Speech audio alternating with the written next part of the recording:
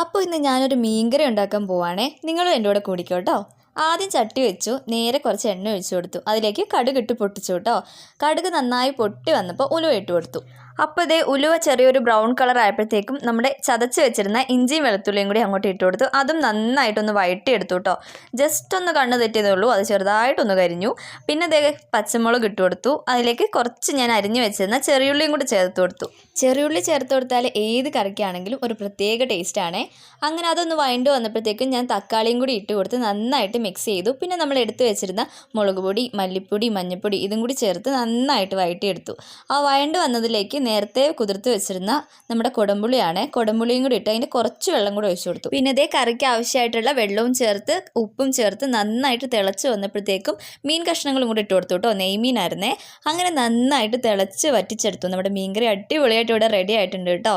അപ്പോൾ ഇന്നത്തെ വീഡിയോ ഇത്രയേ ഉള്ളൂ. ഇഷ്ടപ്പെട്ടാൽ എല്ലാവരും